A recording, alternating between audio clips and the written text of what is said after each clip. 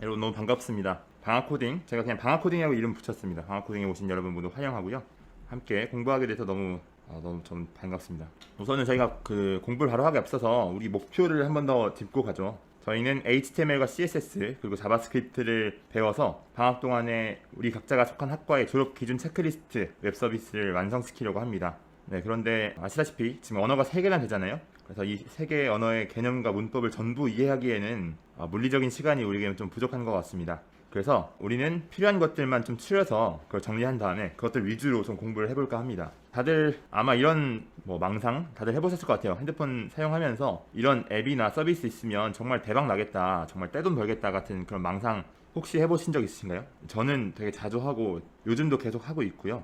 언젠가 이런 서비스, 이런 앱 개발해가지고 돈 벌어야겠다, 창업해야겠다는 생각도 종종 하곤 했습니다. 그런데 우리가 이 망상이라는 것에 기획이라고 하는 좀 그럴싸한 이름을 붙여서 구체적으로 해볼까 합니다. 인류는 항상 어떤 문제를 겪어왔죠. 그리고 그 문제를 해결하기 위해서 도구를 사용해 왔습니다.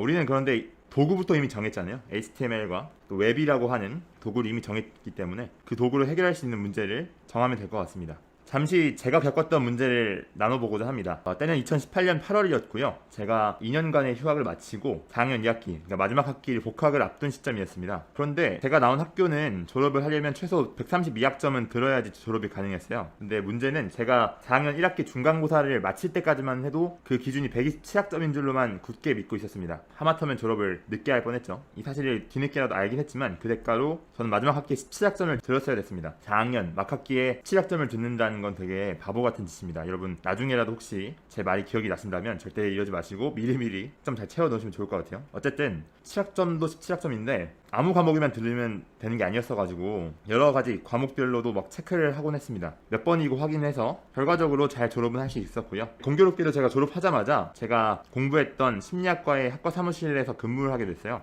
근데 근무하면서 여러 업무 중에서 졸업 업무도 담당했었는데요. 업무를 담당하다 보니까 저랑 같은 어려움을 겪는 학생들이 꽤 많은 걸 알게 됐습니다.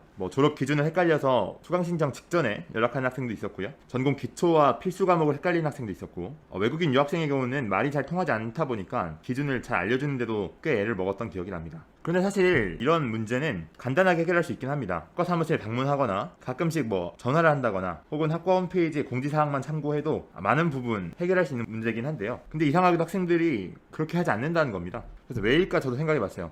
심리적인 저항감 때문일지, 거리감 때문일지, 아니면 그냥 단순히 귀찮아서일지는 저도 잘 모르겠어요. 그래서 학생들에게 이런 웹 서비스를 만들어서 제공하면 도움이 되겠다 싶더라고요.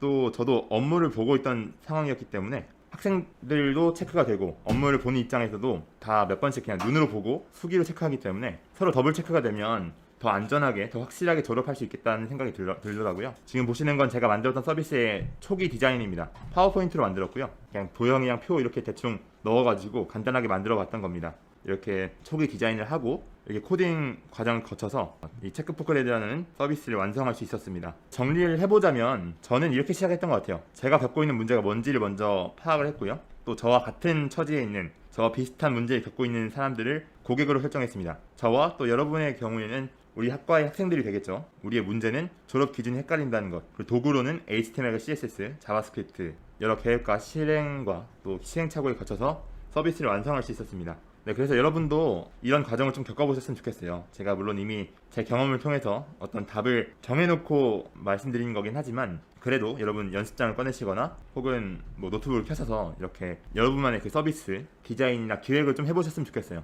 어떻게 배치하면 좋을지, 또 어떤 내용을 넣으면 좋을지. 학과에 신경 써야만 하는 과목이라든지 졸업 기준이 분명히 있을 겁니다. 시간 나실 때 학과 사무실 연락해서 본인의 학점이랑 이런 거 체크하시면서 그런 기준들을 조사해 보시는 것도 필요할 것 같고요. 아무튼 그렇습니다.